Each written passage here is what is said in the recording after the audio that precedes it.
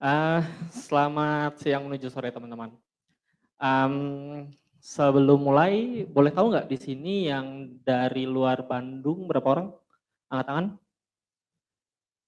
Oke, terima kasih. Kita langsung mulai aja ya. Judulnya itu How to Find and Validate Your UVP. Sebenarnya sih udah banyak dijelasin ya tadi sama Adam, sama Dev, sama Vandri. By the way, mereka ini senior-senior gue di game dev. Gua masuk industri karena terinspirasi sama mereka, gitu. Jadi sesi gua mungkin sedikit ngelengkapin aja sih, dari apa yang udah disampaikan, dan mungkin ngasih sedikit tips kali ya, sama step-step gimana ngejalanin kayak tadi, menargetin market seperti apa, gitu-gitu ya. Oke, intro dulu perkenalan. Karir gue di game dev tuh kayak gimana? Pertama gue mulai dari tahun 2011, jadi emang udah agak tua. Mulai di game developer dulu, terus explore jadi game producer, mulai bikin mobile games itu ini, sorry. Oke. Bikin mobile games ini visual novel, ini game platformer yang pada saat itu lumayan ada player, tapi tidak bisa dimonetize karena belum tahu gimana caranya monetize. Gitu. Terus di tahun 2015 ikut Game Love Game Jam, terus dapat Excellence Award, lumayan dapat duit $1.500 buat pemula. Di tahun 2016 sampai 2017 join Allegrium sebagai game producer. Dua game ini juga barengan sama Wafi dulu bikinnya di Allegrium. Ini konglomerat development 1 tahun terus gagal. Dan pivot ke cash-in yang relatively sukses sih sebenarnya. Nanti kalau masalah angka tanya Wafi aja ya, dia lebih tahu. Di tahun 2018 pindah ke Agate International sebagai product manager, bikin 4 game. Yang pertama ada Soda Gembira, ini juga gagal dengan spektakuler. Game kedua ada Onet Asli, ini kolaborasi sama Tahilalat.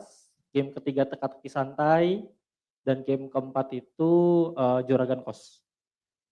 Gosip-gosipnya nih dari Wafi nih masih di Agate, gue udah gak di Agate. Ini gamenya masih menghasilkan uang, nanti tanya Wafi uangnya berapa. Di 2020 sampai 2021 join Harekaido, ini Fasik namanya kalau kalian tahu. Tidak mengerjakan game sama sekali, tapi hasrat bikin gamenya masih ada. Jadi ikut game jam di tahun 2020, lumayan, game jam dapat 50 juta juga, menang. Dan sekarang jadi marketing gamification di e-commerce Orange, nggak boleh sebut merek. Gitu. Oke, disclaimer dulu ya buat materinya, mengenai materi dan mengenai hidup in general. Jadi mungkin ekspektasinya bisa langsung ngasih langsung jawaban, tapi sebenarnya enggak. Jawabannya itu mungkin bakal mengulang-ulang juga dari apa yang udah disampaikan sama speaker-speaker sebelumnya. Jadi take it with a grain of salt. Jadi butuh kedewasaan untuk memahami. Ini mah alasan aja sih sebenarnya kalau presentasinya membosankan. Terus ini disclaimer buat game dev in general, yaitu low budget itu nggak berarti low effort. Justru low budget effortnya akan sangat tinggi. Kalau kalian punya $1 juta, lebih gampang UA, user acquisition, ketimbang kalian punya $1.000 gitu. Oke, sekarang materi pertama itu gimana menentukan game apa yang mau dibuat. Oke, mulai dari approach dulu ya, dari pendekatan. Pendekatannya seperti apa? Kita mau bikin game kayak gimana sih? Sebelumnya mungkin boleh tahu deh ekspektasi kalian ikut acara ini apa? Ini boleh ditanya nggak? Pesertanya? Boleh. Jadi gue tunjuk satu ya random, satu di kiri, satu di kanan. Kayak yang di kiri mungkin mas yang pakai jaket kuning mencolok sekali, boleh tanya. Ya, ekspektasi ikut acara ini ingin dapat apa?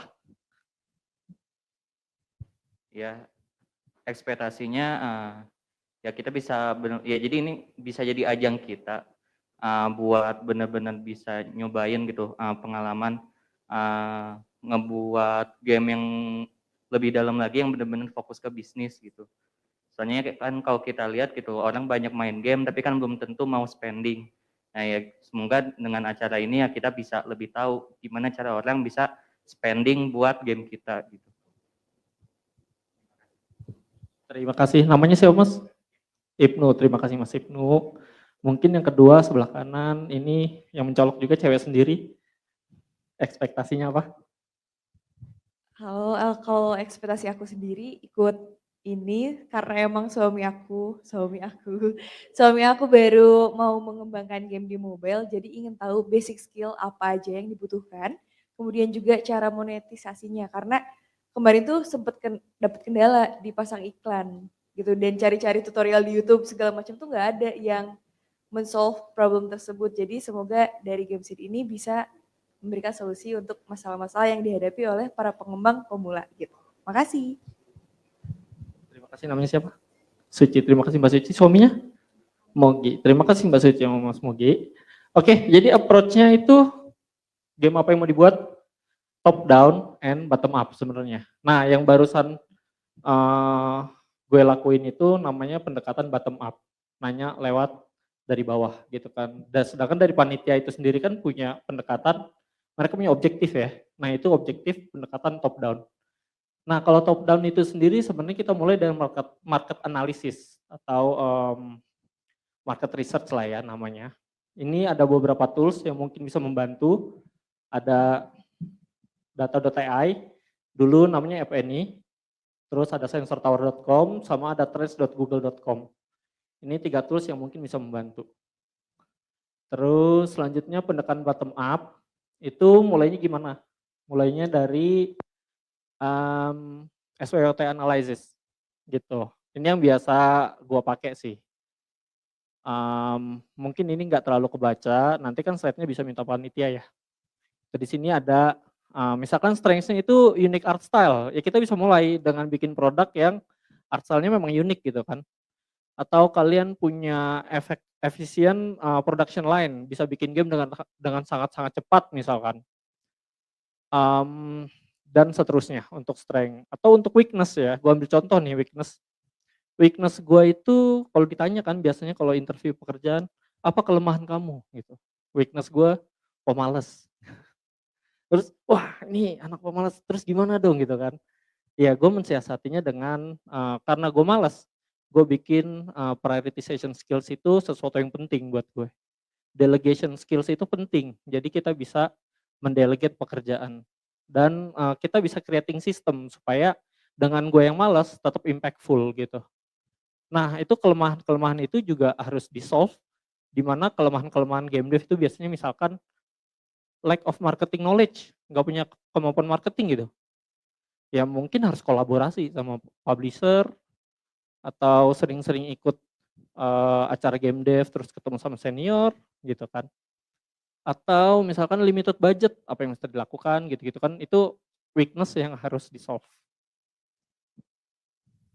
Opportunities dan threat. Ya opportunities nanti bisa dibaca sama threatnya juga. Sebenarnya kalau strength dan weakness ini lebih ke internal factor.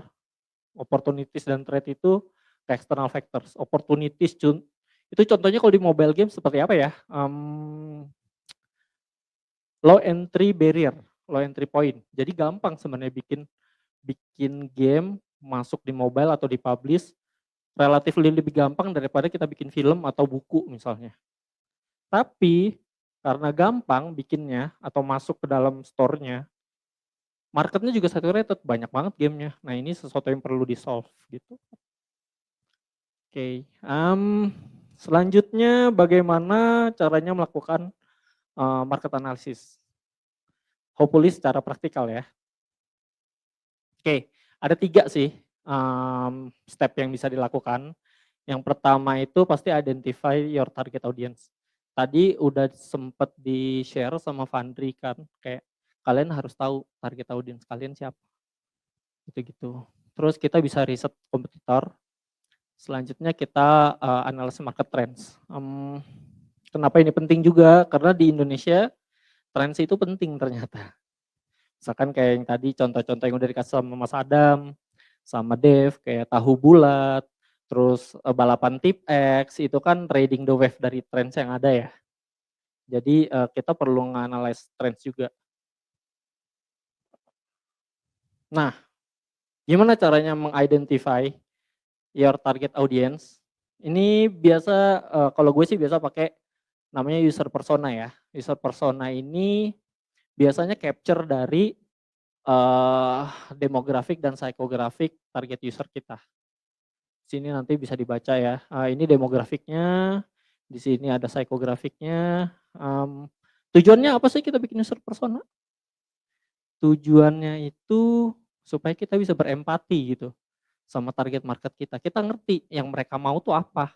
Karena kemampuan untuk berempati terhadap player itu tuh sebenarnya kemampuan yang esensial tapi susah gitu loh. Banyak yang oh nggak penting gitu kan, yang penting gamenya bagus. Nah kita tahu gamenya bagus dari mana kalau nggak dimainin, user nggak seneng gitu-gitu kan.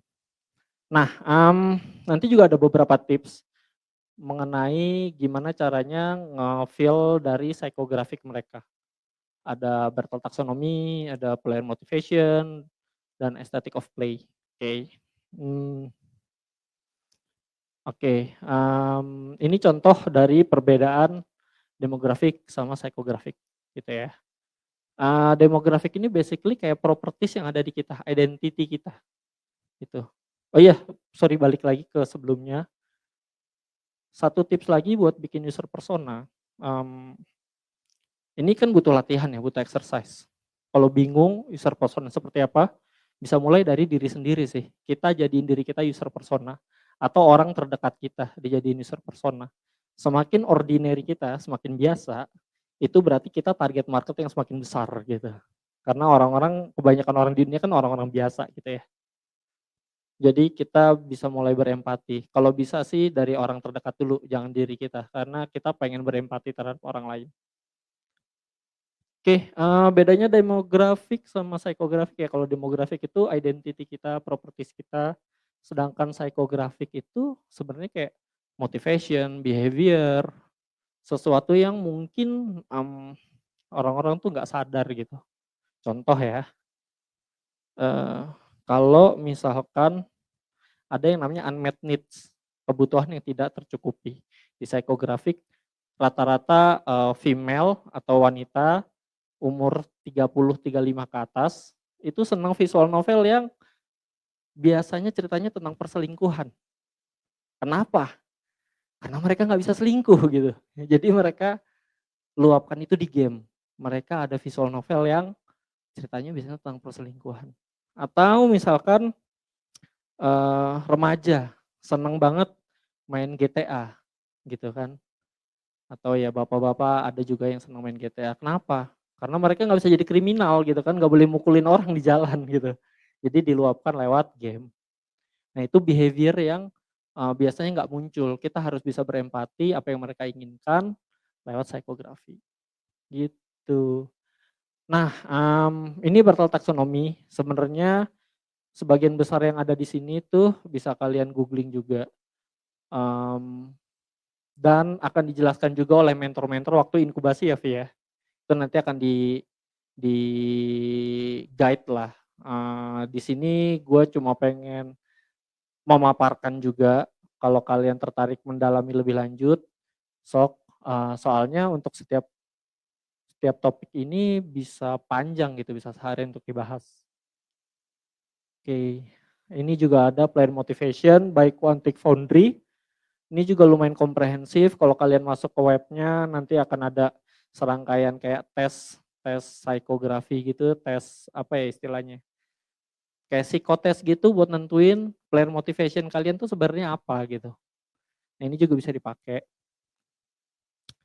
Terus kalau aesthetic of play ini sebenarnya ini paper ya, tahun 90-an itu paper dari MIT tentang aesthetic of play yang isinya tuh sensation, fantasi, naratif, challenge, basically kayak motivation player tuh seperti apa, ini paper, tapi di-capture dengan baik oleh, dulu ini channel namanya Extra Credits, sekarang udah berubah jadi Extra History, bagus banget, banyak video-video tentang game dev yang menurut gua bisa membantu kalian. Oke, selanjutnya apa nih yang mesti dilakukan? Again, top down and bottom up approach. Jadi kita harus nge-define genre kita. Genre game kita tuh apa? Sebenarnya kita bisa nge-define duluan kayak tadi. Kita mau bikin game apa sih sebenarnya? Masuk ke genre apa baru kita nentuin target audience. Atau dari target audience yang kita buat, kita mau bikin game apa. Jadi approach-nya itu bisa dua arah. Top down dan bottom up. Masing-masing punya kelebihan dan kekurangannya sendiri. Gitu. Selanjutnya ini juga penting menurut gue sebagai karena kita biasanya pemula itu agak limited ya budgetnya ya. Kita nggak mungkin bisa satisfy mobile game secara keseluruhan. Jadi kita harus milih device OS yang mesti kita tuju apa. Ini juga ada breakdown mengenai kelebihan dan kekurangan masing-masing dari OS ini. Tapi kalau secara singkat sih iOS itu developmentnya lebih mahal. Reviewnya lebih susah masuk iOS gitu. Tapi biasanya playernya lebih loyal dan mereka lebih willing to spend gitu. Jadi iOS ini sangat cocok buat game dev yang udah sedikit lebih mature dan Android ini entry barrier-nya sangat-sangat rendah, lebih rendah lah dari iOS, relatif lebih rendah.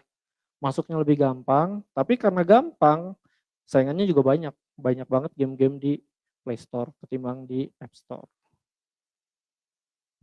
Oke, selanjutnya yang kita lakukan adalah setelah tahu nih kira-kira mau bikin game apa, itu kita bisa research kompetitor.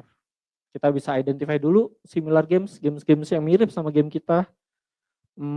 Kita analisa kayak fiturnya isinya apa aja sih mereka. Kita again ya tadi ya udah disampaikan sama speaker sebelumnya. Kita bisa ATM, amati, tiru, modifikasi. Kita bisa list down tuh fitur-fitur game yang pengen kita buat tuh isinya apa aja. Mekaniknya gimana, grafiknya gimana, dengan target audiens yang kita pengen targetin, kita bisa berempati terhadap apa yang mereka butuhkan gitu. Oke, terus kita bisa actually ya harus main gamenya untuk tahu gitu kan. Nah ini sebenarnya fase paling menyenangkan dari game development, main game. Gitu. Selanjutnya kita bisa nganalisa review. Jadi kita punya perspektif terhadap satu produk. Belum tentu sama orang lain. Nah kita bisa baca review-reviewnya untuk tahu yang mereka rasakan tuh sebenarnya apa. Kalau gue pribadi dulu waktu bikin game, kenapa seneng di awal-awal gue bikin game itu, walaupun gamenya jelek ya, kan namanya baru pertama kali bikin game itu, tapi ada aja orang yang suka gitu. Karena gue berangkat dari gue bikin game, gue harus suka dulu sama gamenya gitu. Dan masuk review jadi tahu, oh mereka ternyata nggak suka tentang A, mereka suka tentang B gitu kan. Terus ada review yang bilang this is the best game ever, lebay banget gitu kan. Tapi itu jadi semangat kita kayak oh ada yang suka sama game kita gitu kan.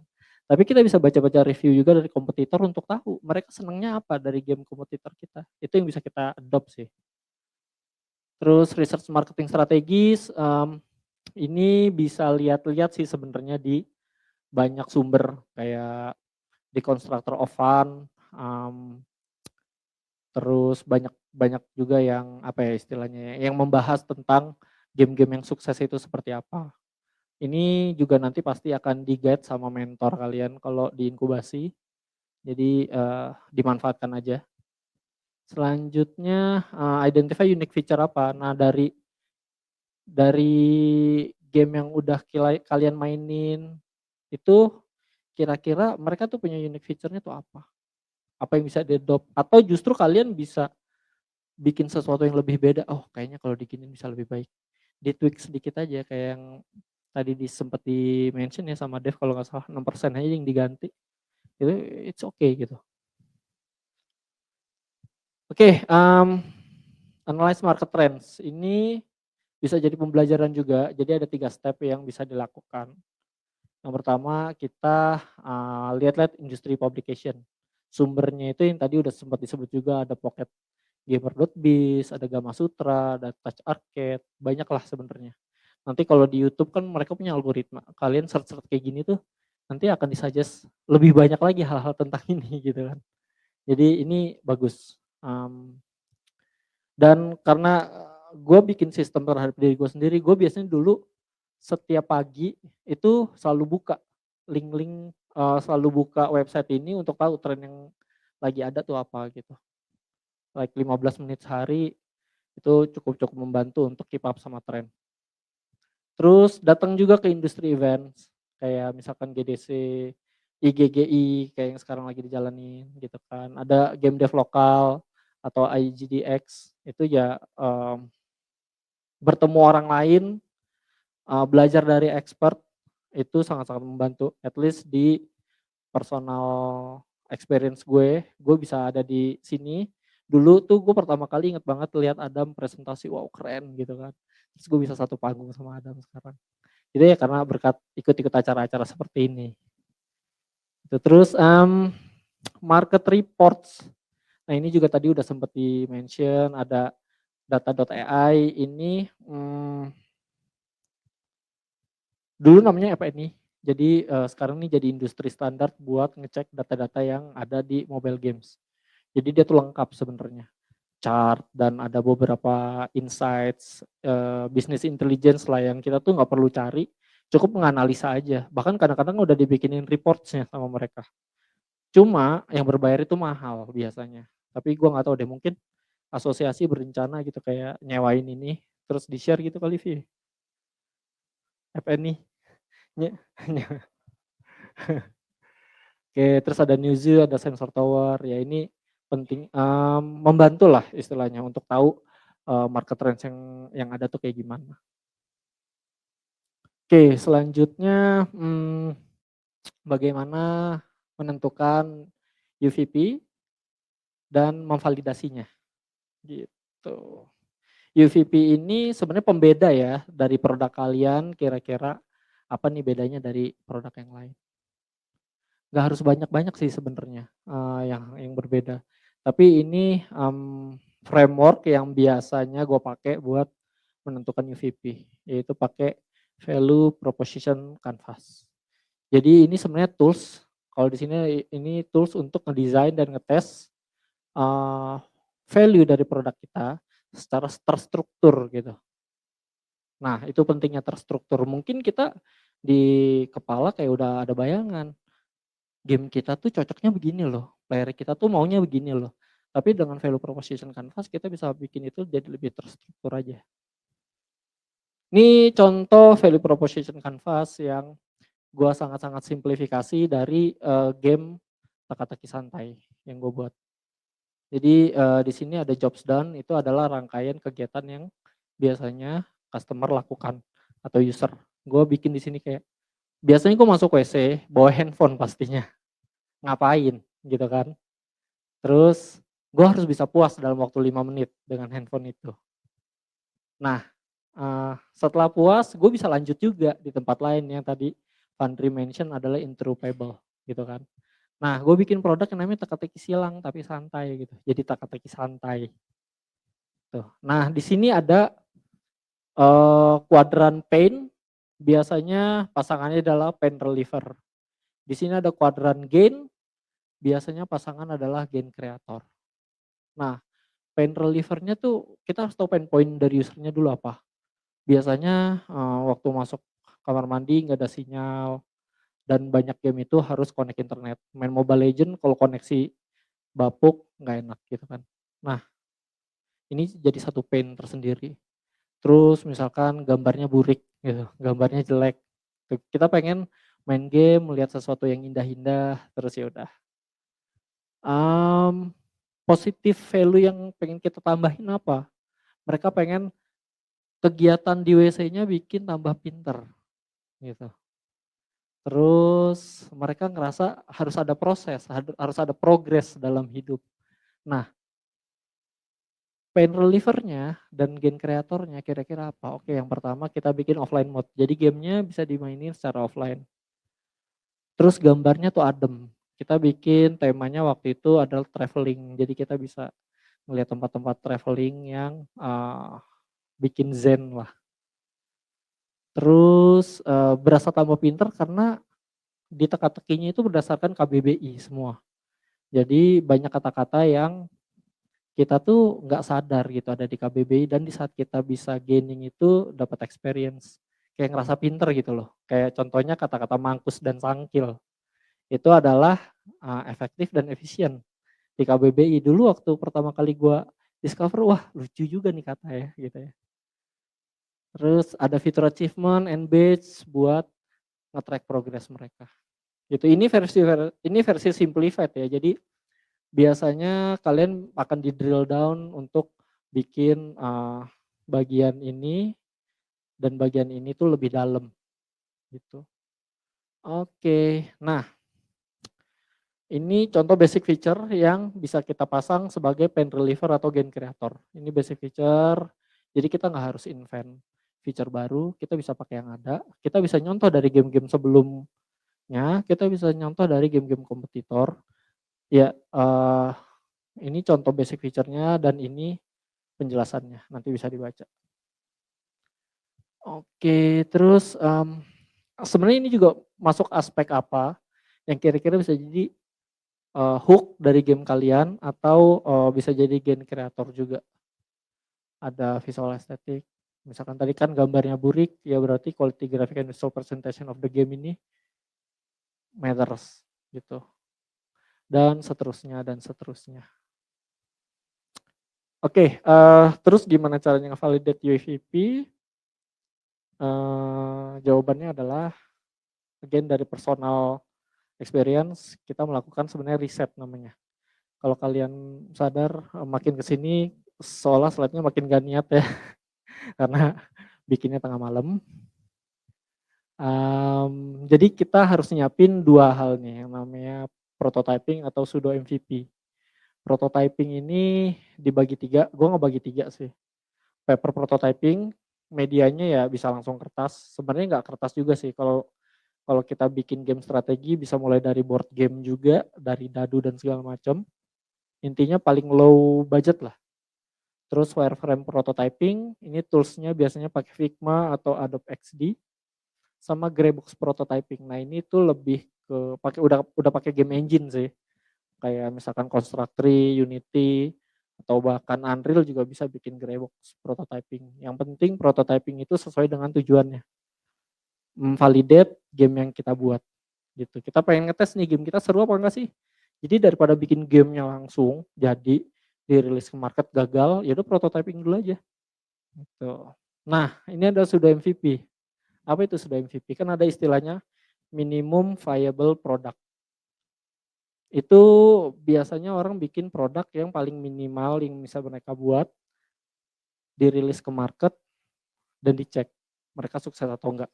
Again tadi udah sempat di-mention, bahkan ada beberapa game kreator atau game developer itu bikin belum jadi gamenya, nggak ada gamenya, bikin iklan aja dilempar, lihat tes seberapa gede ininya animo dari playernya. Nah riset metodenya itu dibagi dua sebenarnya, kualitatif dan kuantitatif. Kualitatif ini kita bisa pakai prototyping yang udah kita buat untuk melakukan usability testing. Setelah usability testing kita bisa in-depth interview dan kita juga bisa melakukan FGD atau focus group discussion. Gue bahas sedikit ya mengenai usability testing dan tiga hal ini ya. Usability testing itu basically orang ngetes produk kalian. Kalian bisa capture itu lewat video atau kamera gitu kan.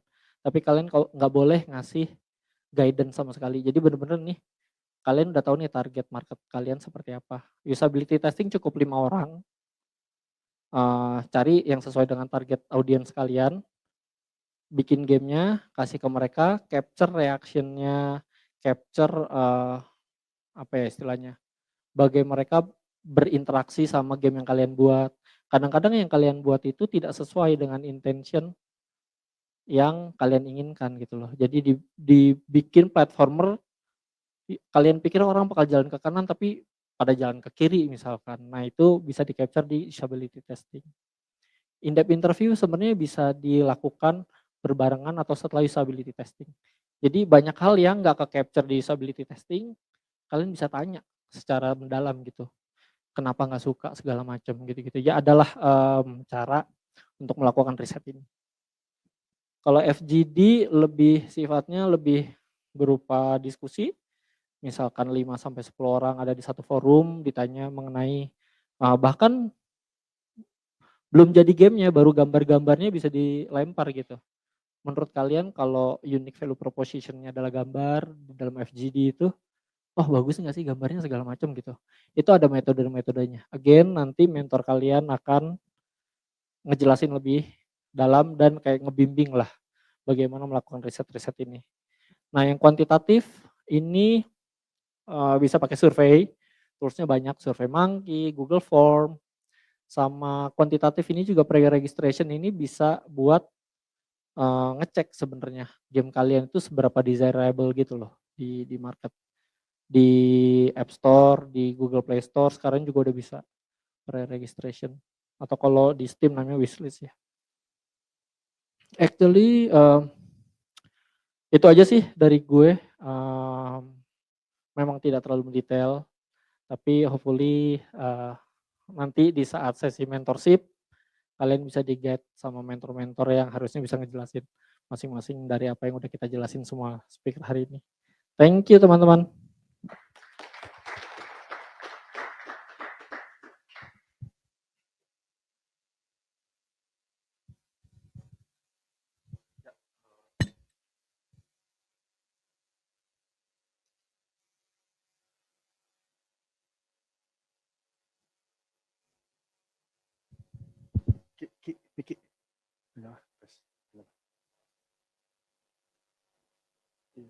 Oke, ya, thank you buat Yanu tadi udah tes, ya, oke, ya, thank you tadi mungkin udah ngejelasin banyak tentang market riset ya. Jadi ini mungkin ini kan sesi penutup ya. Setelah ini kita akan ada sesi panelis juga. Mungkin ada beberapa pertanyaan juga sih dari audiens ya. Mungkin boleh diangkat Ki, ini si Slido ya. Jadi tadi kan ngebahas nih dari approach-nya seperti apa gitu ya dari marketing analisa. Nah, mungkin pengen go back dulu ya. Jadi kan teman-teman juga banyak yang baru nih, yang baru, yang pengen coba, yang mungkin nggak punya modal kan ya. Nah, ada pertanyaan di Slido, apakah bayangan dia adalah market itu adalah kayak yang dilakukan sama perusahaan-perusahaan gede gitu. Jadi kayaknya tuh kayak complicated banget, mahal gitu kan ya. Nah, kira-kira apa tuh step by step yang bisa dilakuin sama teman-teman mungkin dengan biaya amat sangat minim dengan kadar mereka, kira-kira apa sih yang bisa mereka lakukan buat tadi melakukan proses riset ini? Oke, jadi disclaimer lagi ya, karena kita kan mau nge-treat ini sebagai sebuah bisnis ya, mobile game is a business. Kalau kita mau bikin mobile game sebagai hobi, atau mobile game sebagai art yang mengekspresikan apa yang kita pengen, mungkin sah-sah aja melakukan apapun, tapi yang namanya bisnis itu ada modal. Gitu, jadi semakin gede modalnya, relatively semakin mudah untuk ngelakuin step-step yang perlu dilakukan. Tapi modal minim pun bukan berarti nggak bisa ya. Jadi kalau misalkan untuk market analysis, untungnya kita hidup di era teknologi, internet udah sangat-sangat maju, bahkan udah ada ChatGPT sekarang, gue sangat terbantu dengan ChatGPT. Gue bikin presentasi ini juga dibantu ChatGPT kok. Gitu, jadi ya kita bisa mulai dari googling dulu, kayak sesimpel market. Bahkan nanya ke ChatGPT, gimana cara memulai market research. Itu nanti dikasih tahu. Walaupun belum tentu benar caranya. Jadi bisa jadi harus ada kemampuan untuk critical thinking dan analytical thinking juga untuk menilai apa yang disuggest itu benar atau salah. Step-stepnya sebenarnya tadi udah sempat dibahas sedikit ya. Ada beberapa tools yang bisa dilakukan untuk market research, terutama yang business intelligence tools tadi seperti App Annie atau Sensor Tower gitu-gitu tuh bisa. Itu bisa nge-capture kira-kira market yang sedang apa ya, yang sedang naik itu apa, tren yang terjadi itu apa. Tren ini bukan berarti tren dalam sisi tema doang sih, tapi tren dalam sisi development atau bisnis model gitu. Jadi ya bisa dimulai dari tools-tools yang tadi gua sempet kasih tahu sih.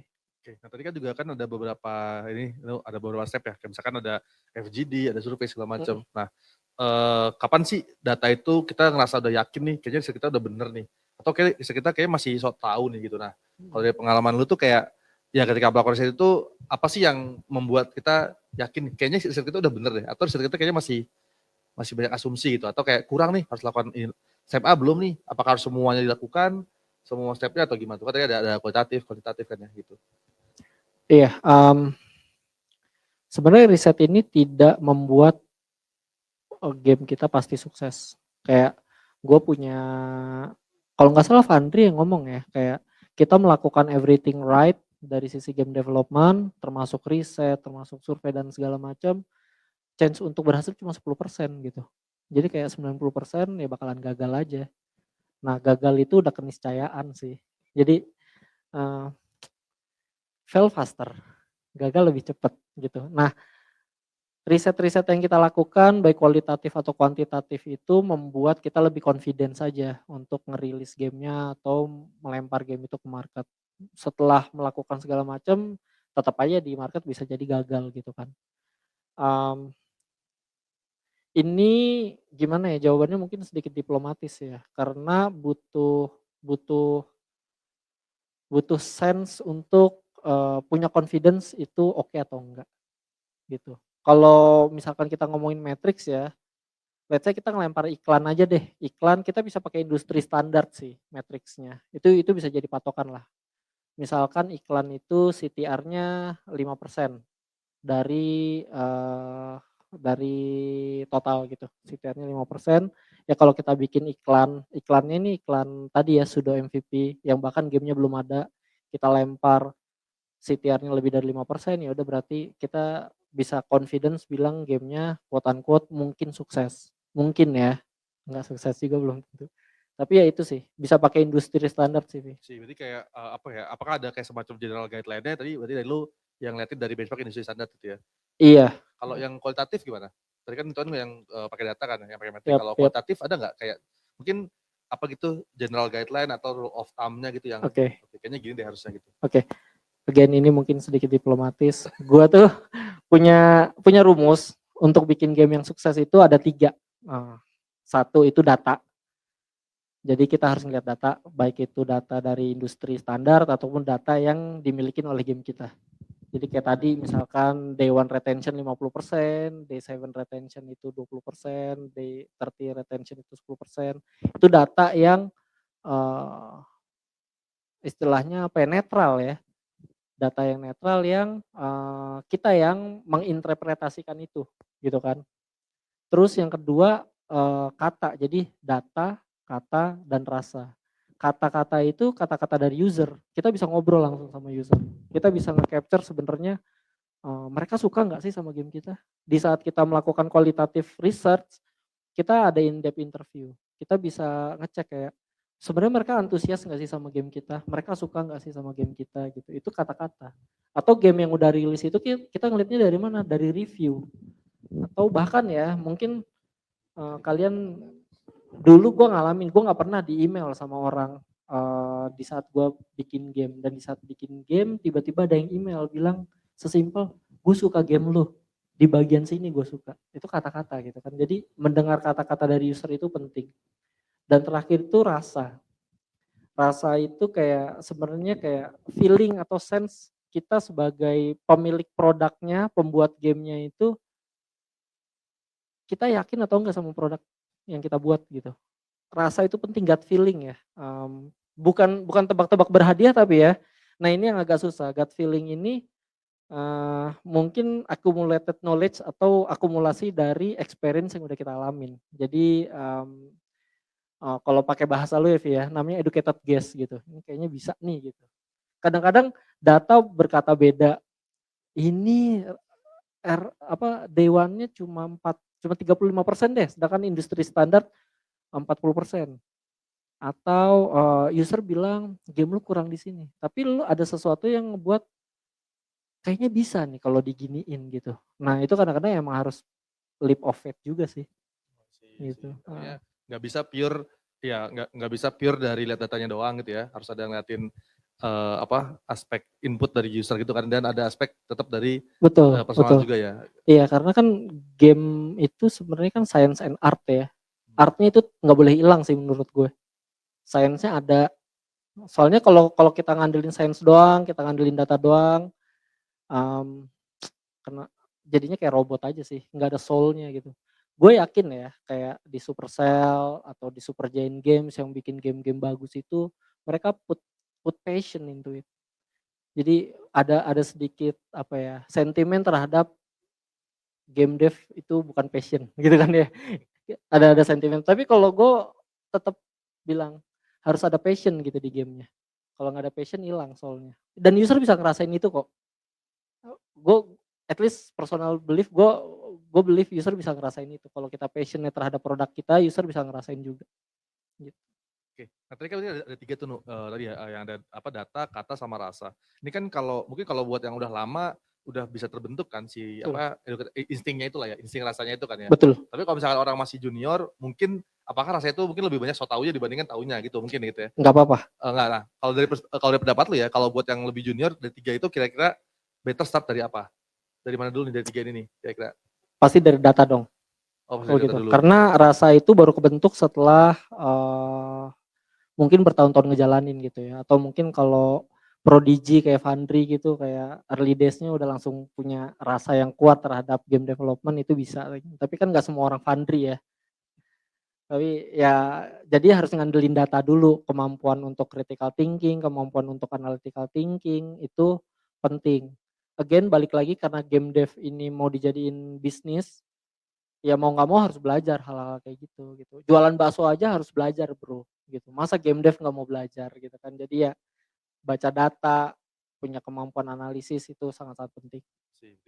Data dulu, diperkuat logikanya gitu ya, logika buat baca datanya, baca memahami makna datanya itu, terus habis itu baru dikombinasi sama audiens, baru setelah itu ketika kita udah lebih pede gitu ya, lebih punya itu baru ke rasa gitu ya. Iya. Oke. Anyway, ini mungkin fun fact ya. Jadi dulu gue tuh dev itu atasan gue dan kita sering debat gitu loh, kayak gue kayaknya percaya nih walaupun datanya gini bisa kayak gitu kan. Nah itu penting karena bikin sesuatu harus ada belief-nya juga gitu. Nah, ini ada lagi nih pertanyaan dari audiens nih. Oke. Gimana kalau kita tuh udah bikin game ternyata sasaran, jadi ketika dianalisa pengennya buat market anak-anak gitu ya. Nah ternyata yang main itu justru malah orang dewasa. Nah berarti kan ya ada aspek dari market analisisnya yang mungkin yang kurang tepat kan ya, tapi ternyata tetap ada yang dapat itu marketnya. Nah itu menurut lu gimana tuh? Apakah better ya udah marketnya sekarang lanjut aja, atau mendingan apakah dia better adaptasi atau dibalikin lagi ke data yang awalnya, intention awalnya? Oke. Market yang berbeda ini jadi untung atau enggak? Enggak tahu ya. Kalau jadi untung ya udah lanjutin aja. Kayak misalkan gini, kalian mau bikin bakso, mau nargetin anak-anak, yang beli bapak-bapak, seneng nggak? Ya udah. Kalau laku kan, oh ya udah, itu jadi pembelajaran aja bahwa oh next time di saat kita nargetin audience, jadi kita tahu nih learningnya apa dari itu semua. Berarti proses kita nge-target baca datanya itu mungkin ada yang kurang sehingga kegeser gitu kali. Iya, dan itu akan mempertajam yang tadi gue bilang sebagai rasa sih, kayak untuk menganalisa sesuatu makin lama kita kan makin paham gimana caranya menganalisa data itu. Sih. Nah ini mungkin juga mungkin dari teman-teman yang di offline sekarang ada yang mau nanya, silakan angkat tangan. Ada? Kalau nggak ada, oke. Nah dari gue mungkin ini deh pertanyaan yang ini ya, yang terakhir. Ini kan kalau dulu kan mungkin ada beberapa tools yang dulu berbayar ya, dulu free kan ya. Terus sekarang udah mulai berbayar kan ya. Artinya kayak beberapa tools jadi nggak ada nih. Nah kira-kira apakah harus pakai tools yang berbayar itu, atau kita bisa menggunakan tools yang free, yang available buat kayak tadi kan yang si FNI kan saya tahu udah bayar semua kan sekarang. Nah, apakah ada tools atau data yang available di luar yang kita bisa pakai sebagai data utama kita lah gitu ya ketika gitu itu. Apa kita harus bikin produk dulu buat ngetes dulu marketnya gitu ya? Maksudnya Konteksnya apa nih? Untuk tahu industri standar kah? Enggak, lebih ke misalkan ngebaca trennya misalnya. Oh, tren ini oke atau enggak gitu ya. Oh iya, kalau ngebaca tren kan sebenarnya tadi ada dari publikasi gitu-gitu kan, dan itu biasanya free sih.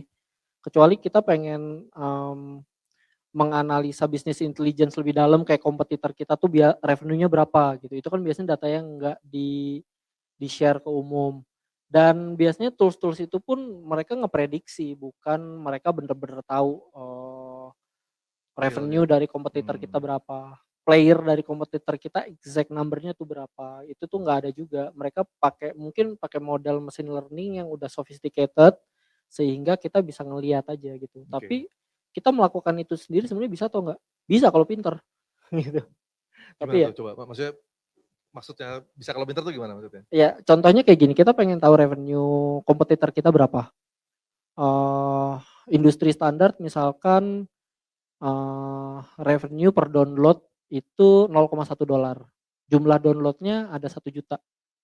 Ya tinggal dikali aja gitu. Berarti estimasi kompetitor kita dapat revenue ya sekitar $100.000. Iya sih. Artinya berarti sebenarnya tadi ya, maksudnya tools yang berbayar itu sebenarnya lebih ke improve ke next level gitu kali ya, dibandingkan dengan starting dari awal. Jadi sebenarnya kalau teman-teman yang masih baru, nggak ada excuse buat tidak bisa melakukan riset gara-gara nggak bisa beli toolsnya gitu kan ya. Iya betul sekali. Ada publikasi ada, oke. Sip, mungkin ada, silakan Ki, katanya ada yang mau nanya dulu, silakan boleh, silakan dari audiens.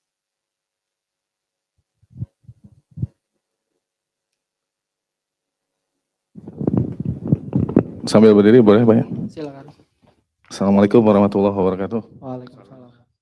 Mungkin ini jadi bentuk pertanyaan borongan Pak, karena dari awal tadi cukup mengikuti, seru, sangat seru, tidak ada yang membosankan, seru sekali di sini. Saya yakin teman-teman yang lain juga seru mengikuti acara ini. Cuma saya gagal fokus sama tulisan yang ada di belakang gitu. Back to 2013 saya, mungkin kami juga dari awal terbentuk atau terkumpul itu dari beberapa orang yang tadinya ingin sekedar bercerita dulu Pak ya. Dari 2000 mungkin 2010, 2011, 2013 sampai hari ini mungkin masih tetap berkomitmen atau masih tetap punya keinginan untuk di game dev ini. Semoga ini menjadi jalan kami juga dan buat teman-teman yang lain juga menjadi jalan teman-teman juga. Langsung ke pertanyaan. Yang pertama ada tiga pertanyaan. Yang pertama, untuk menghidupi tim, misalkan kita mempunyai 1 atau 3 atau 4 orang dalam satu tim, itu secara simpel berapa persen masing-masing setiap role yang ada itu memperoleh misalkan bagian tugasnya, apakah yang mana yang lebih berat, yang mana yang lebih effortnya juga lebih banyak, spend waktunya juga. Nah itu mungkin itu secara presentasi aja, misalkan berapa persennya yang lebih banyak, yang mungkin kemudian kan kita akan masuk ke dunia bisnis, mereka akan diberi salary berapa, tidak mungkin yang satu dengan yang lain kan sama hitungannya mungkin kan, kita lebih profesional, hitungannya secara contoh aja misalkan untuk game artis itu biasanya presentasinya berapa, untuk game designer presentasinya berapa. Kemudian pertanyaan nomor 2, dari awal tadi ada disinggung mengenai funding. Nah, saya mau tanya di sini sekalian bertanya Pak, mungkin yang lain juga tadi ada sempat disinggung tapi mau tidak mau diborong di sini. Funding yang mana yang bisa kita yakinkan untuk meminta funding tadi gitu dari investor, bagaimana cara kita meyakinkannya. Terus kemudian yang ketiga, salah satu pemasukan dari game itu mungkin salah satunya dari modal dari funding tadi. Namun apakah dari ads atau dari sponsor atau dari penjualan itu bisa mencukupi atau bisa menggaranti kita misalkan untuk runway kita selama 6 bulan ke depan, atau 3 bulan ke depan, atau 1 tahun ke depan untuk mendevelop sebuah game. Demikian pertanyaan dari saya.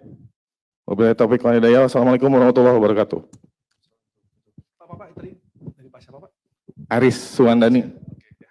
Thank you buat pertanyaan Pak Aris. Mungkin aku sebelum jawab ini pertanyaan berat banget ya. Jadi mungkin gini, mungkin aku coba jelasin dulu ya. Jadi kita kemarin sangat-sangat aware ketika kita bikin Game Z ini, hal-hal kayak gitu pasti akan itu pertanyaan-pertanyaan yang kompleks pasti akan datang gitu.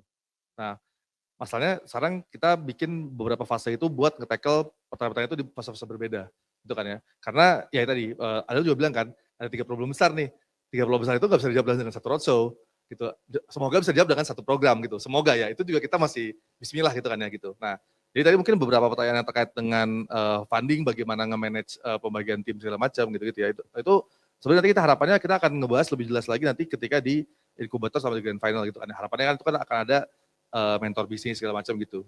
Itu mungkin yang kesana ya. Jadi ini kalau misalkan Yanu mau jawab juga boleh sih sebenarnya di sesi ini ya. Nanti kita setelah ini juga akan ada sesi diskusi panelis yang itu mungkin pertanyaan kayak gitu bisa didiskus juga gitu ya. Tapi kalau di topik yang pertama ini sebenarnya kita sekarang fokusnya lebih ke buat start dulu aja bikin game apa yang benar gitu. Itu mungkin yang pertama tadi ya. Yang pertama tadi tentang pembagian tim. Yang itu mungkin jawab juga sama yang tentang funding ya. Funding juga kayaknya semoga kita bisa jawab itu nanti di sesi inkubator atau di final ya. Jadi ya tadi karena kita harapannya adalah banyak orang yang mau lebih serius, lebih siap buat kesana dan itu mungkin bakal apa ya akan ada sesi yang lebih detail buat sebelah sana itu. Itu dulu. Yang tadi yang ketiga apa tadi? Yang nomor 2 aja. Yang ketiga itu bisa menggaranti atau enggak? Itu yang nomor 3 kan? Yang bisa menggaranti. Yang nomor 2 apa? Tadi yang pertama funding.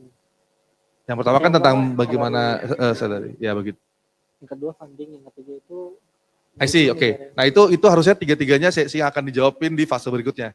Gitu. Jadi ini mungkin ini pertanyaan yang sangat bagus ya. Harus jadi apa bahan pikiran buat panitia juga ya. Gitu. Jadi tapi ya mungkin misalkan kalau Yanu mau jawab dulu mungkin boleh.